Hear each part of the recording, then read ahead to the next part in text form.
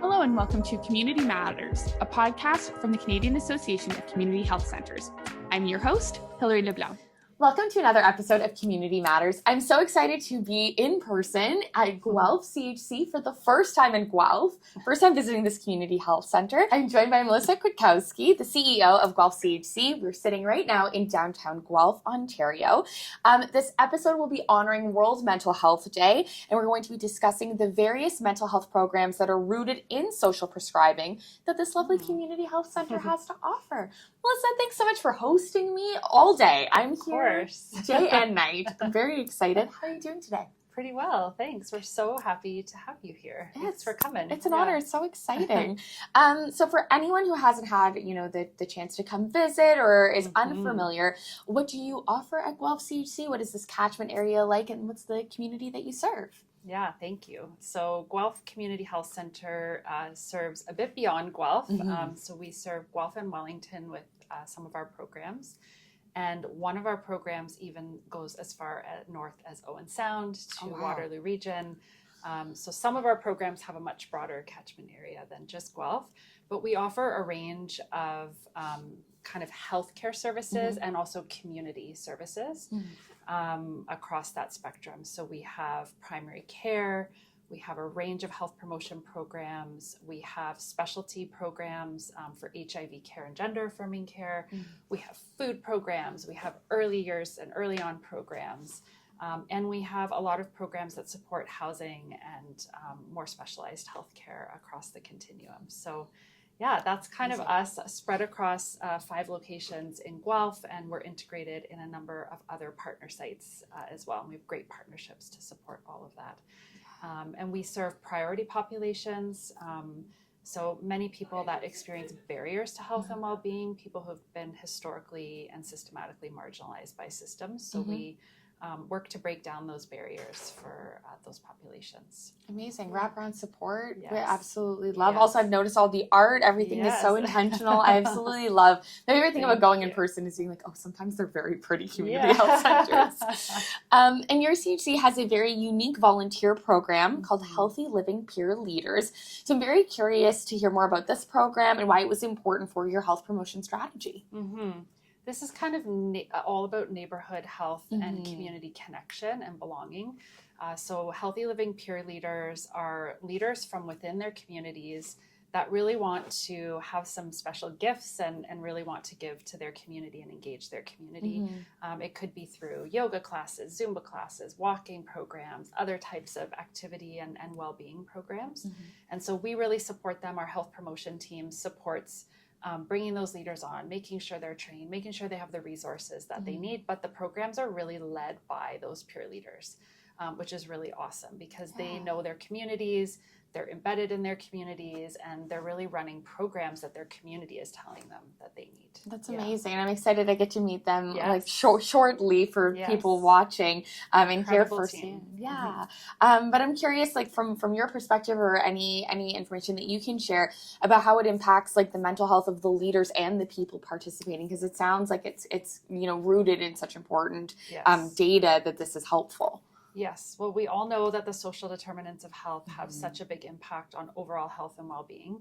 And in particular, community connection and belonging is one of those social determinants of health that we need for community resilience and for overall health and well-being. So with these programs, the leaders are really benefiting because they're getting connected with their community. They're getting fulfillment from sharing the gifts that they have and that they want to share.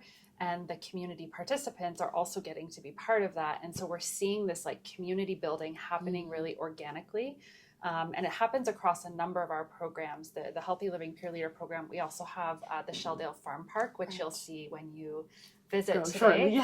So people come all over from the community to learn how to grow food, but they're also connecting and they're also getting to know one another. And so it's about so much more. But this community connection and belonging, I think, is one of the social determinants of health that often is kind of forgotten, that has such a big impact on overall health and well-being. Amazing. Well, we're going to see me meeting these amazing peer leaders now. Lori, Isabella, thank you both so much for being here on your first podcasts. Very excited. We've had some nervous feelings, but that's okay. I'm so thrilled that you're both chatting with me and about Guelph Community Health Center. So I'm curious, Lori, I'll get you to start if that's okay. Just a little bit about your relationship with Guelph Community Health Center and how you found yourself here a little bit. Oh boy. I go to CHC for my doctors and counseling, and my dietitian Shin. She got me involved because I have high anxiety and mental issues and depression and stuff from being injured. So she got me. She says, "Lori, you need to go to the farm park." And I'm like, "What is that?" And she says, "You're going to go out and meet Omanisha, and we'll get you involved."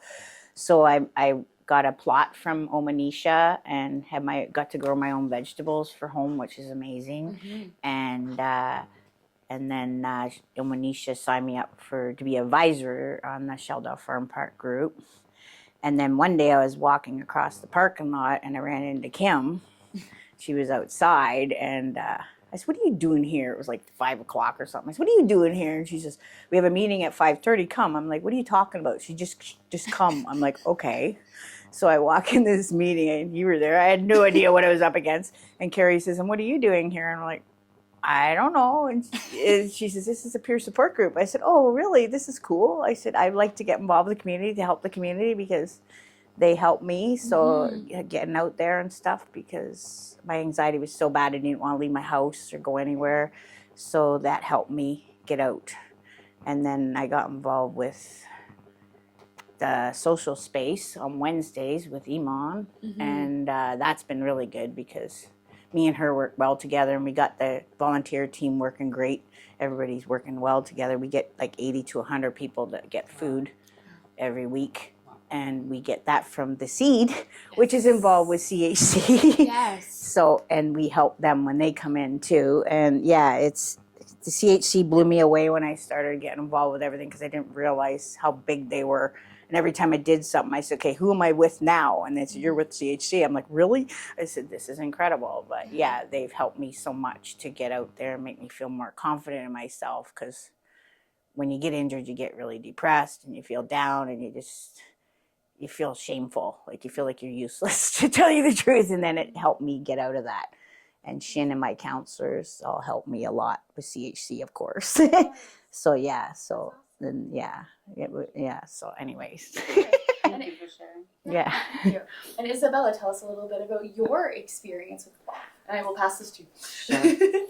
So my two daughters and I moved here from Brampton, and right away we were looking for a doctor somewhere where we could feel like we belong, and we were fortunate enough to be able to get accepted by the Guelph Community Health Center.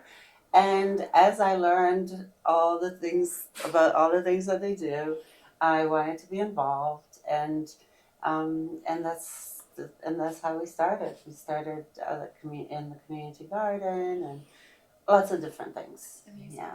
Amazing. And do you want to tell us a little bit about being a community connector and your role in not only being a client but giving back in that way? Oh my gosh, that's She's huge. that's the biggest part of healing, actually. Because Lori touched on it. You heal as you help others. You think you help others, but really that divine reciprocity that Indigenous people talk about, it comes right back to you. I can get a little emotional, but it's incredible. Yes. It's that healing force. So the more you give, the more you get, the better you feel, the more you learn, the more you feel confident, the better you get at what you do, and it just snowballs and life becomes much awesomer. Yeah. Absolutely. Well, which programs have you done community connection for? So we did some early ones, I think neighborhood walking, but then specifically it was called the Tasty Table, and it was attached to the good healthy food, fresh food prescribing, I think it was, or healthy food prescribing, something like that. So folks would get their food, and we would have a little group right there on the ground to help them peel, dice, prepare. We had some simple recipes that we would make together, and then we'd sit down and chat. Amazing. And that connection was really good. Awesome. Thank you. And Maury, which groups have you been a community connector for? I'm with CHC. I'm on the advisory group, and they're great because the farm group, we have workshops. We learn canning. We learn how to plant your seeds, and the Everdale. We go to that farm this year. We're not because they're closed down this year, but we go to things at Everdale, and Ignatius comes in. Lisa Conway comes in and helps us doing workshops and stuff. And CHC had it's like a picnic, but they called it something else, but I remember. But so I was like, who am I volunteering for? Because I belong to CHC and the fund and 10C. So, because I expanded as I went out. And then so I seen the lady that the volunteer lady, she ran up, here's your card. She gave me one of those necklace things. She said, you're with us today. I said, okay, thank you. Because I didn't know who I was volunteering for. I was just there, right? I'm like, okay, what am I doing? So yeah, so it gets a little busy sometimes. So I kind of had to back off a bit because of my anxiety and my health. But it makes me get up and want to go and do things. I really got really depressed when I got injured because I work construction, so I was a tough person. I worked with men, and I was really tough. And I got like, I felt totally useless, like because my whole arm and neck, like this is wrecked. And I was like, what am I gonna do? You know, I can't work. So then I got involved with a little bit of volunteering, and I just do.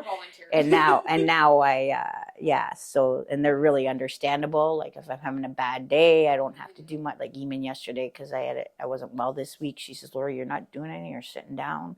I said, okay, I'll try. But anyways, yeah. But they're really understanding, and you don't feel guilty when you feel like I can't come today. I'll just say, you know, I'm not well. I won't be there. You don't feel like you're going to get fired or anything like that. It's understandable. And what I found about CAC is Carrie and all the workers are amazing. Because when I first met Carrie, it was at my doctor's office. I seen her one day and I asked her a question, and she stopped right there, had all the time, no rush. You know what I mean? Like, and it's like a family because everybody hugs each other. You know what I mean? And you're excited to see each other whenever you go to the meetings. You know what I mean? And what is that other lady? The other leader. Melissa? No, the one above Carrie. Kate? Yeah, Kate was out there. Yes, Yeah, and she sees me everywhere now. Eh? She's like, Laura, you always everywhere I go. And I started laughing because we had a luncheon last week. She says, you're always everywhere. I said, well, I try to be because the food, because I'm on a low budget, the food, I get a bag of food on Wednesdays from Social Space. So all the volunteers, that's how they let all the volunteers take a bag of food, which helps because groceries are so expensive right now. And it's fresh food from the seed, of course, which is CHC. Everything's connected. Yeah, Yes. and I was blown away when I started volunteer. I couldn't believe how much CHC is involved with. It's just extendable. It just keeps going and going. And I'm actually in the Better Living on Less program, but I'm not there because we're doing this today. Yes. So, sorry. But she told me I can jump in after, and then I'm going to. And then And then I'm going to the seed warehouse today to do the photo booth there. So yeah. So I'm with. That's what I mean. I told people usually Wednesday's my CHC day, but today's Thursday is my CHC day. So yeah, it's been great. It's really helped me feel good, and it's nice to help people. And I'm starting to understand people of other cultures too that I didn't get around when I worked construction. You know what I mean? You just dealt with the guys all the time. I was like, it's almost like your injury revealed a whole new side of you. I feel like it was meant to be. It's kind of weird, but yeah, I feel like so true. I was working to die. I was working 10, 12-hour days, like hard, but I come home and on the couch, no life. You know what I mean? So it's kind of made me realize there's options out there, and you are a good person, and everybody needs to realize that everybody's unique, and They are good people, and I look at the good in people. I don't try to look at the bad in people. And I try to pull out the good in people as best as I can, even though somebody might say, don't talk to them. Well, it's up to me. I'll choose what I want to do, right? Yeah, I feel vibes from people, so I love it. And I just feel like it's a big family, CHC. I really feel like, even when I met her, I thought, she's cool. I like her. She's got great vibes. Because we're into natural stuff, right? Like, you know what I mean? Like, yeah. So, yeah, but CHC has been really good for me. And yeah, so. I guess my last question, you've answered it perfectly, but Isabella, I'd like to hear your perspective on why community health centers are important and why they should continue to be supported. Oh my gosh. That's a big one. Do we have all day or what? Community health centers have to be supported. Absolutely, unequivocally, totally. Because one, we look after folks who sometimes are marginalized, people who struggle with mental illness, housing, substance use, people who are the most special in my mind, people who have been dealt the hardest cards maybe in life, and they're dealing with it, and they're making it work somehow. And, they deserve all our attention. Also because community health centers employ sometimes unorthodox ways of healing. So especially with like social prescribing, it's not just medications, it's not just your physical body. Being out. But getting out there, making connections with folks, cooking together. Now there's nature prescribing because nature is so healing. So Guelph seems to be at the forefront of many things, but community health centers in general, and their families, where we feel like we belong, and we're good, and we know things, and we can do things, and it's awesome. Amazing. Can I say one more thing? Absolutely. I just liked it because I can run any idea by any of these leaders in CHC, and they won't look at you like you're, you know what I mean? Because I met a few people and we're thinking about doing a clothing thing for the homeless people. Amazing. I want to get somewhere downtown where they can all meet us. And I've met this other lady that volunteers and she's going to school at Conestoga College, so she wants to. She said, Lori, I'm down. I think that's a great idea. I said, I want to get everything, socks, underwear, coats, everything. You got stuff in your house you're not using. You know what I mean? Donate it. Give it to these people that need it. It's getting cold out there. And what is it? We got 80,000 homeless people in Ontario now. Ridiculous. Like, it's sad. It is, yeah. And I was impressed. I went to my doctor's office one day and they were all getting pizza. And they're all proud and happy because they're just getting one piece of pizza. Like, yeah, I was like, this is amazing. They're grateful for that. You know what I mean? And it just rips my heart out when I see that, because they're brave. I've been homeless, but never on a couch, but not on the street. And I know what they're going through. It's not fun. Yes. It's very scary. So that's what my next drive I want to do is collect clothes for them before it gets too cold. So. Well, thank you both for sharing, Thank and I'm glad that you have. Oh, my pleasure. It's an honor to learn not only about Guelph as a whole, but the amazing work that's being done here. And this community health center is clearly better for having both of you be a part of it. Oh. And I'm extremely proud of that. I'm moved by the work that you're both doing. You both have a lot to be proud of. I've been hearing your praises for like 8 hours today. So thank you both for taking the time to chat. And I hope you do more podcasts. You're naturals. We need you to have one. You should have a podcast. Municipal dancing. I've met so many people today at Guelph CHC, and we have the largest panel I've done for this job in 4 years. The amazing team that is doing so much work with the social prescribing part of this community health center. So let everyone go down the line and say their name and their title. My name is Iman, Social Prescribing Community Connector, Shelter Clinic. Amazing. My name is Manisa Gidam. I'm Shelter Farm Park Project Coordinator. Amazing. You can have all the mics. Hi, I'm Kim Richer. I'm a social prescribing community connector. Amazing. Hi, I'm Carrie Cumming, and I'm a health promoter. Amazing. Thank you all so much for being here and taking the time out of this already busy day. They're throwing an event, which everyone will already have seen by the time this episode airs. So I just know that your time is valuable. So thank you all so much. So I'm curious, Emma, I'll start with you in terms of the community connector work that you're doing. If you want to describe some of the programs through social prescribing that you've had a hand in and been a part of.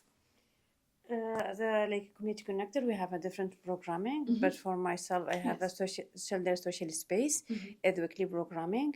We started 10:30 to 12:30.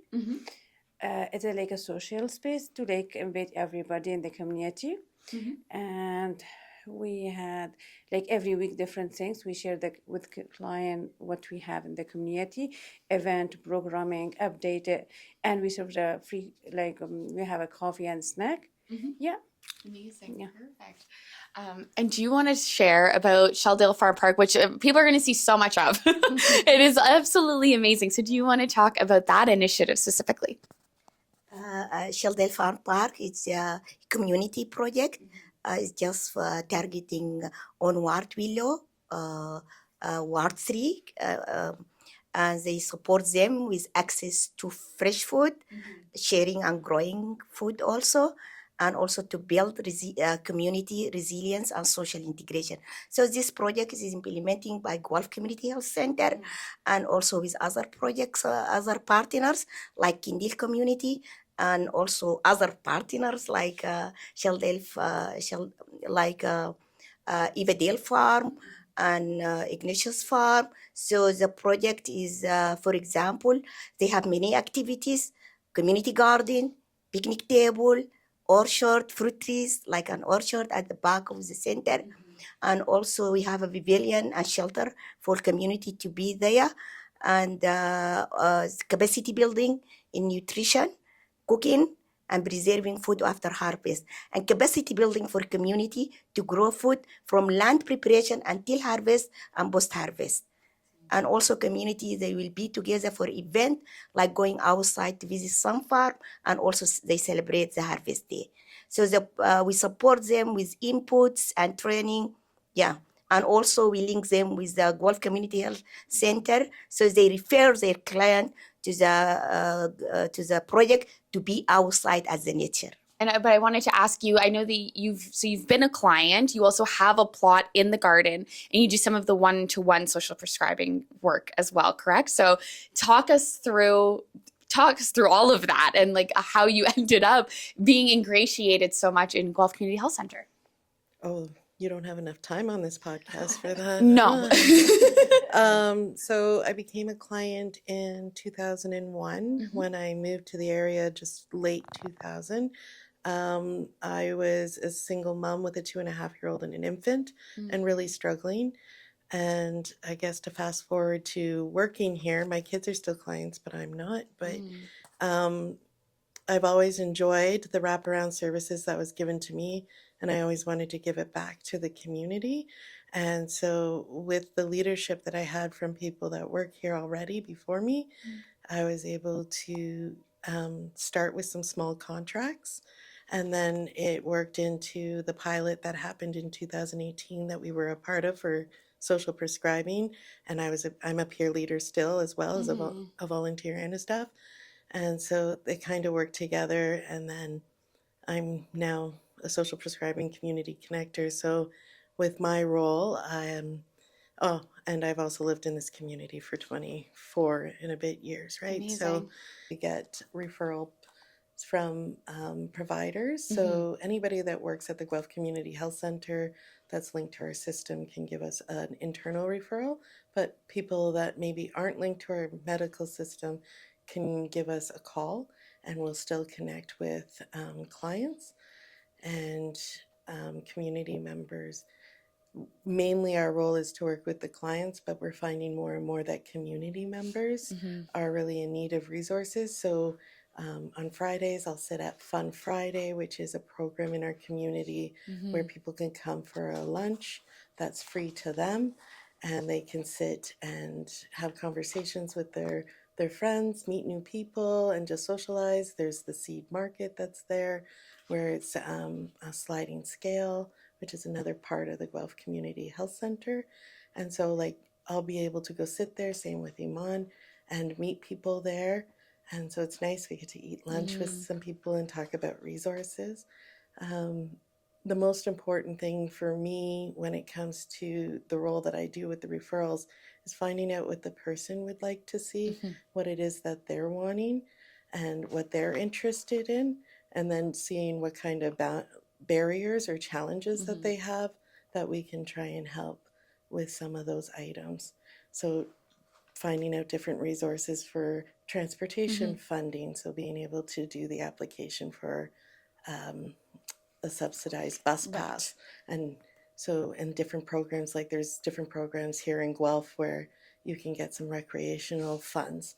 So making sure that people access that if they're eligible for that. So we get the referrals, we have a conversation with the individual.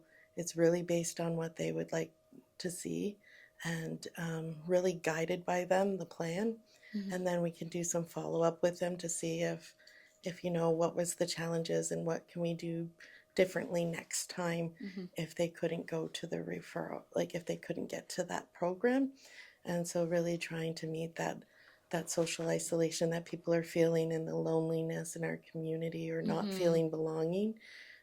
We always try to encourage volunteering because we find that that's a really beautiful way to get people involved and doing different things. It strengthens a lot of their skills that maybe they don't even know that they have or don't feel like they've used them in a while. So where we can, we try and do that. And one of the things with volunteering is trying to find different spots that meet the needs of the client or the individual that we're working with, because a lot of the people that we're working with maybe can't work like a straight schedule.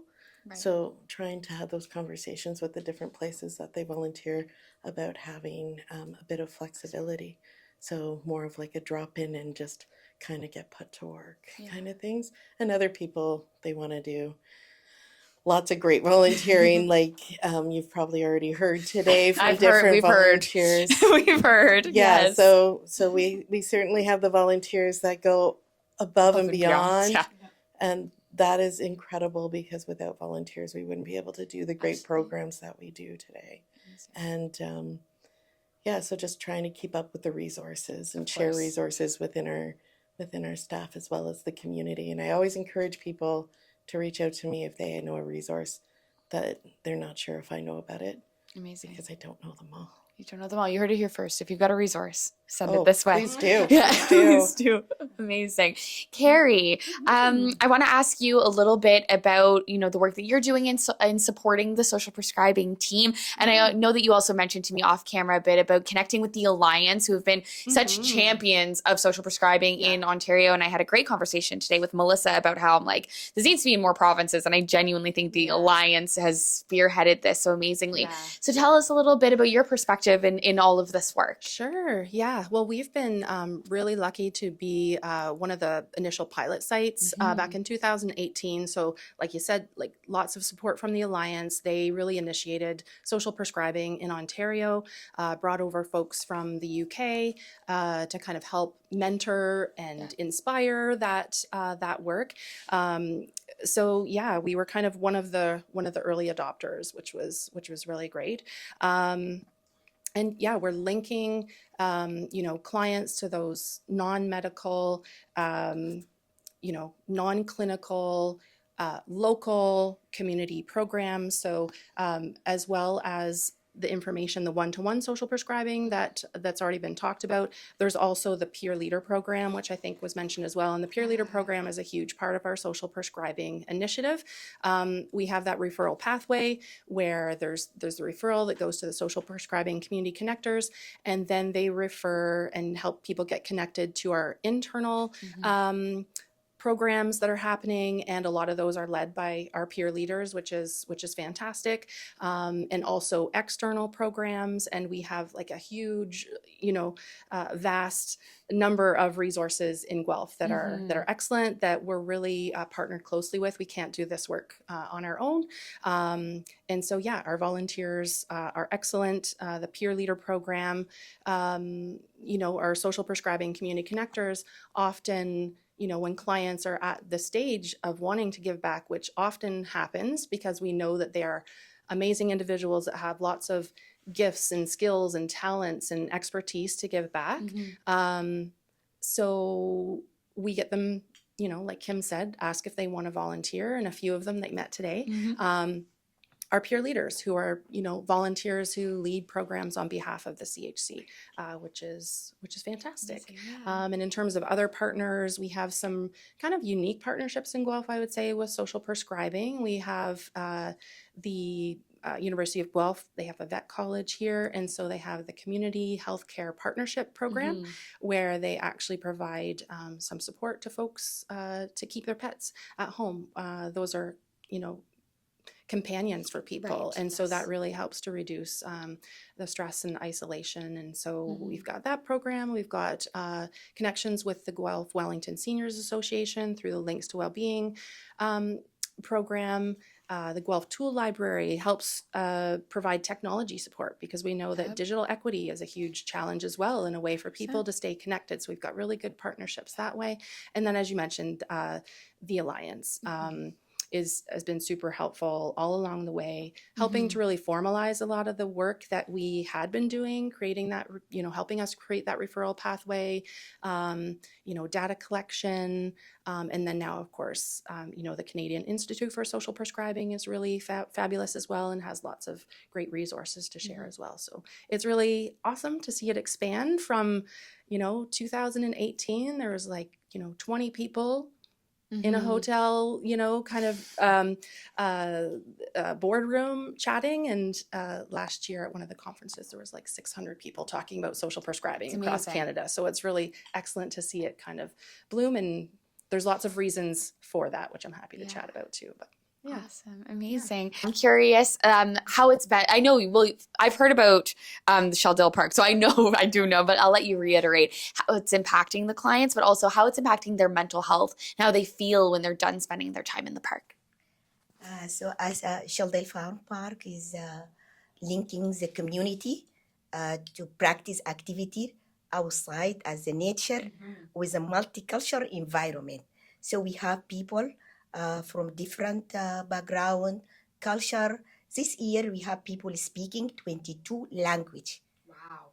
And representing 76 families. And this is, and also in addition to the groups, we have a midwife group from Guelph Community Health Center. Also they have a potluck garden plots. So the pregnant women, they use this is fresh vegetable or herbs, and even sometimes people they enjoying flowers. So this is for that is group. Also we have indigenous kids from Onward Willow, they have raised bed. And we have a developmental group, because the garden is accessible for people using wheelchairs and for senior.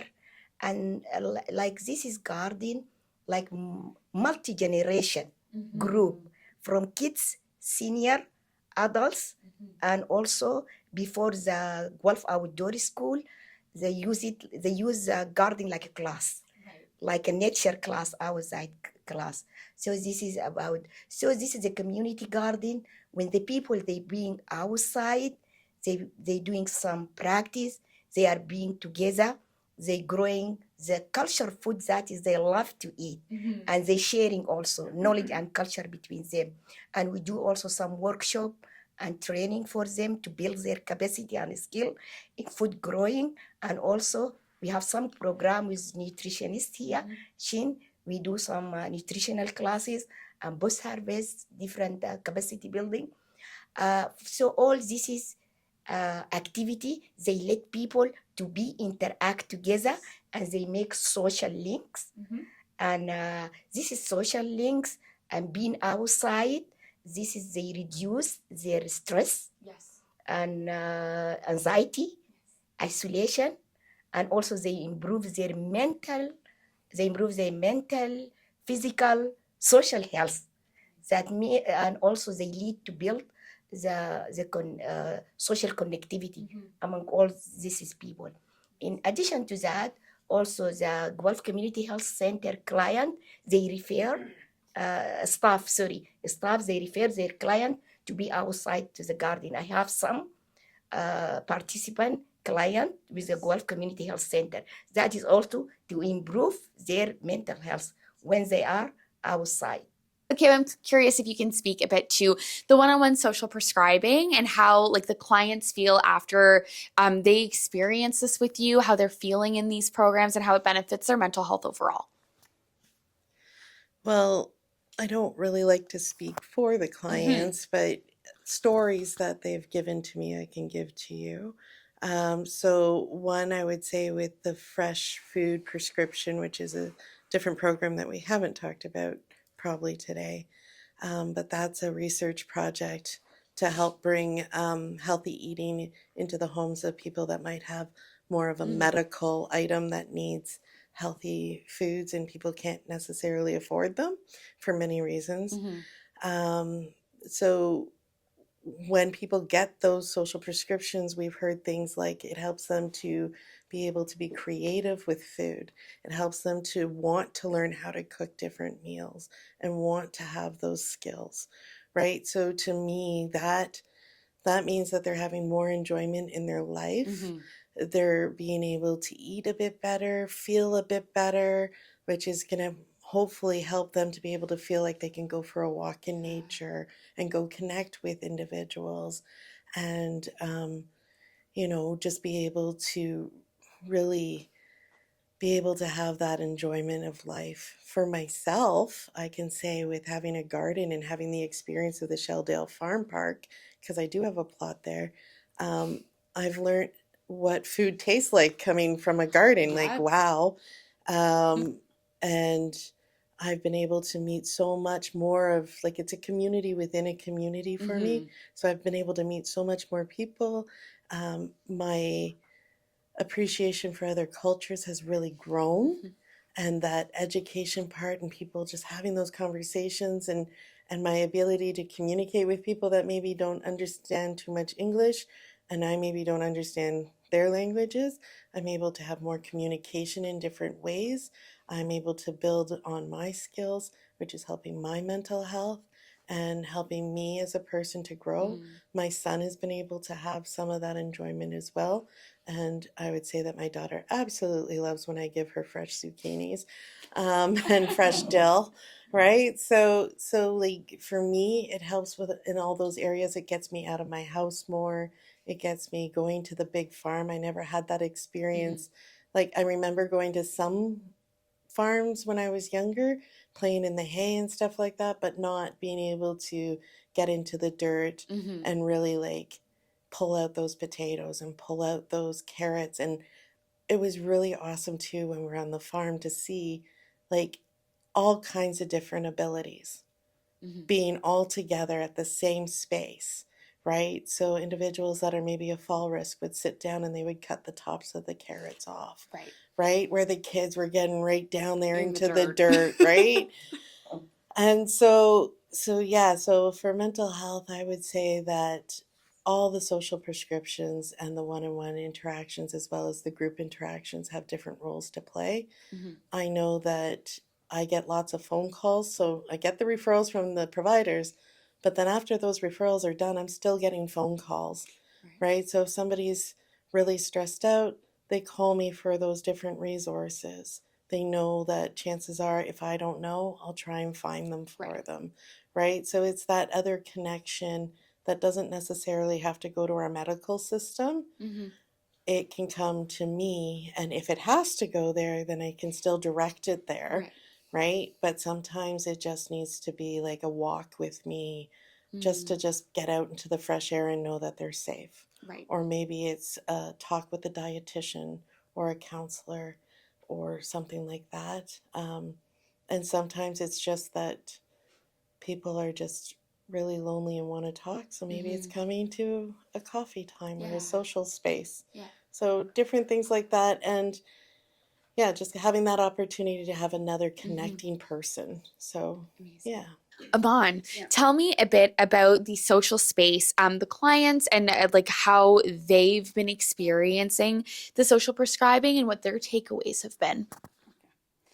I can tell you about my experience is when I get referred from provider, like some of my clients, they have anxiety and they have a mental health, and some of them, they don't like to be with the people. And when I invite them to social space, I tell them, this is not just for coffee.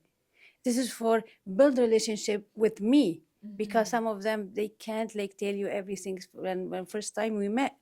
And day by day, we build a relationship with them. And I hear like some good feedback from my clients. They said, because of you, I'm here today. Because of you, we can take a bus. Because of you, I have many different friends. Like, because of you, I know what is happening in this community. Yeah, like this is my experience with the client. And day by day, they learn and they just improve their mental health. Yeah. Thank you.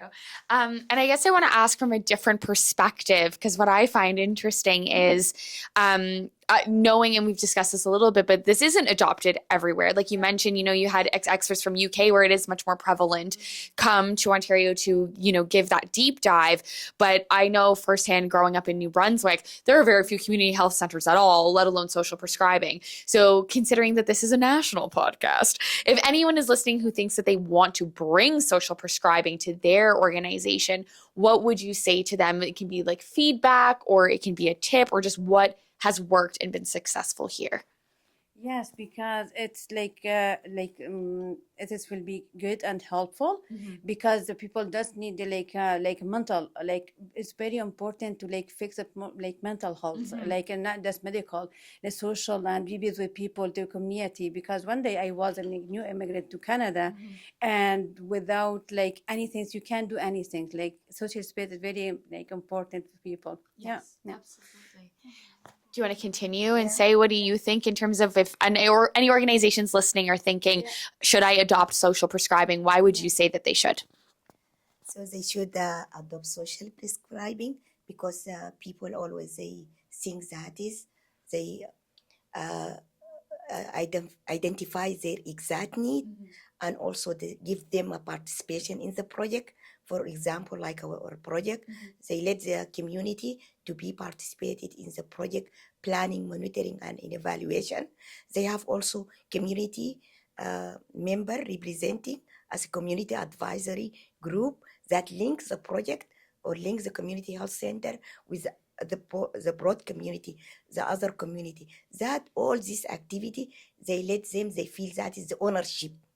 So if the community feels that is this activity or program or the project or organization, they have ownership. So they like it, they love it, and they also the social prescribing activity, they benefit from it. For example, like our project, when we did a survey last year 20, we asked people how the community garden impact your mental health. They say that we find the results that 96% of the community or responder for the survey said that their mental health improved due to their intervention with the project, and especially the community garden. And also for the I'm recommended really for the Guelph Community Health Center as general to link their organization with the natural space. For example, here we have the Sheldale Farm Park. They just play a role like a green social prescribing place for the community.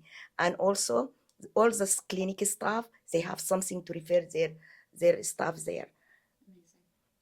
Amazing. Thank you. And Kim, if you want to continue, what do you think, or why do you think social prescribing should be adopted nationwide? I would say that pretty much every role at the Guelph Community Health Center is doing social prescribing. We're just not calling it social prescribing. Yeah. And so with the social prescribing and the way the Alliance has put the items together, as well as, of course, the UK, we're able to really show, if we all were doing the same thing and using the same language, we're able to show the need for such a support. It helps with taking away from the medical side of things that we know can be super, super expensive, going to see like the hospital and stuff like that, going for a visit there. So it can really help to lower those costs by doing something like this to bring the social prescribing in. And if we all call it the same thing and all work towards that same item, it's really going to show the need for the funding and to be able to do it more, because we all give resources in the different roles that we do as frontline staff. We all give different resources in different ways, and this way really works and shares a bit of that, like those connections, and just really wraps around individuals. Absolutely. So, yeah. Amazing. And Carrie, final thoughts on social prescribing as a whole, why you would recommend it, why it's been so powerful over here at Guelph. Well, I think there's so many levels that social prescribing has an impact on, and it makes me think of the quintuple aim and the Canadian Institute for Social Prescribing on their website. They have a really beautiful graphic that kind of describes that. But when I think about all of the positive impacts, it's at a client level, it's at the provider level, the community level, improving health outcomes, and having positive impacts at a system level as well. So when we think of our clients, by connecting them with all the programs that we've talked about, that's reducing social isolation, which we know has a huge impact on health, whether it be physical or mental health. But also the work that the social prescribing community connectors does to address social determinants of health also really reduces people's stress. Like when you're working with people, if they have digital equity issues and we're providing them with computers or laptops, that's taking some of the stress off, or we're connecting them with food, or we're getting them connected to recreation. All of those things really have a big impact. And in terms of the evidence of that, the impact on mental health from the first pilot that was done, in Ontario, there was that demonstrated a 49% reduction in loneliness, which has huge mental health impacts. In fact, 12% or so folks noted improved mental health. And then, about 20% were getting involved in more social activities. So lots of great data from that. And then just in some internal data polls that we've done when we were using the UCLA scale for loneliness between 2023 and 2024, we had about 25% increase in our social prescribing clients, moved from being more lonely to less lonely on that scale. So that's kind of some in-house data as well. In terms of providers, the impact on our provider team, really great data there as well, in terms of about 90% of our providers saying that they know what social prescribing is, they know how it can help, they know who they can refer to. About 50% or so saying that having social prescribing within the CHC has increased their capacity to do their work, and about 33% saying that they're seeing decreased visits by the clients coming in who are receiving social prescribing because their social needs are being met in a different way, which is really fabulous. And I can't help but think that all of those positive impacts from the provider perspective hopefully increase their job satisfaction, mental health as well of the providers. And then you expand it further to community, population health. Again, you've got programs like the Peer Leader Program, which is building capacity to offer community programs, and that's integrated within our social prescribing model. I also think from an organizational perspective, there's a lot of great things about social prescribing. It is one of the programs that I think really bridges all of the different parts of the CHC together, really links all together, because we're connecting between the clinic and we're referring out to early on into the seed and all the different aspects of the center. And we know, especially since the pandemic, like wait lists and the need for mental health supports has really increased. And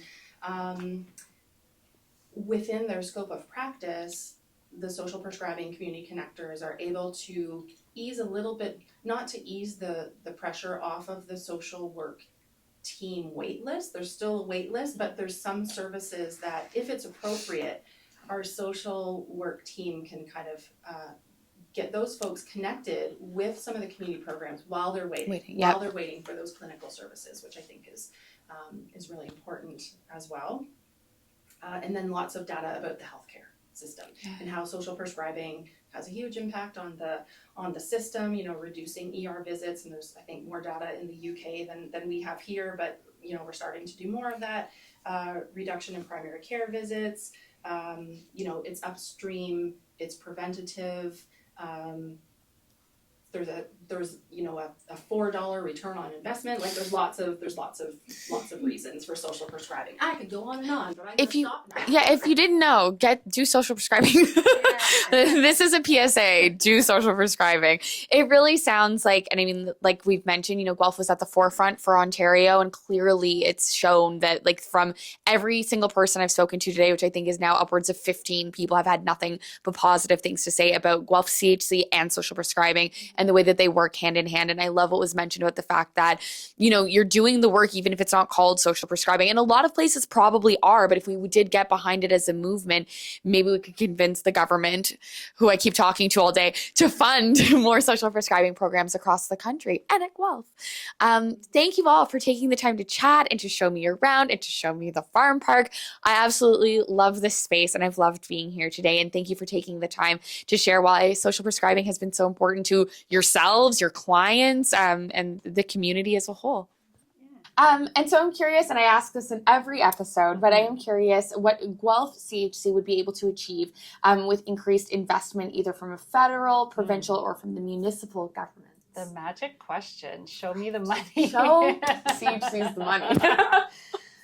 Well, we have, in particular, all of our social prescribing programs are very well researched. We often partner with public health to do the evaluations.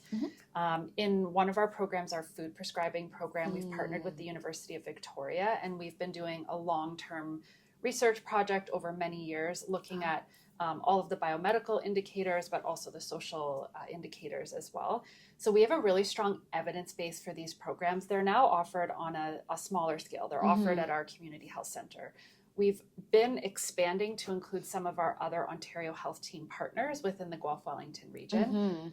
With some dedicated provincial and or federal funding, we could really scale these programs up to be available across the entire Guelph Wellington community, including all of our primary care partners, not just the CHC, but family health teams as well.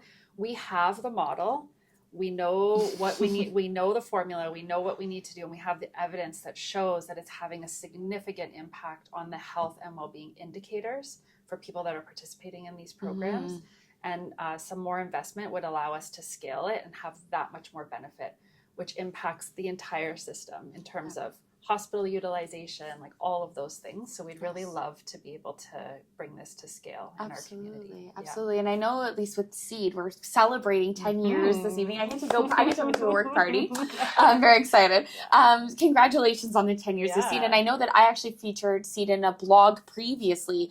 And there was still that discussion, though, of investment. And so I hope that this continues to be able to grow and that, secure funding, because I know it's so important. And I remember appreciating the way in which it worked and the social prescribing nature. As someone who grew up going to food banks, I understand the importance of the way that it was built and crafted. So congrats on the 10 years. I hope that there are 10 more. Yes. And I hope that it is able to scale. So the government, if you're listening, please, please help us. Tune in, friends. Tune in. Amazing. Melissa, thank you so much for chatting with us and hosting Catch and me here at Guelph CHC. And if there's a dance for tonight, I'll see you there. Okay, sounds good. Thank you so much. Thank you for listening to Community Matters, a podcast from the Canadian Association of Community Health Centres. To learn more about our association and the important work of community health centres across Canada, go to www.cachc.ca.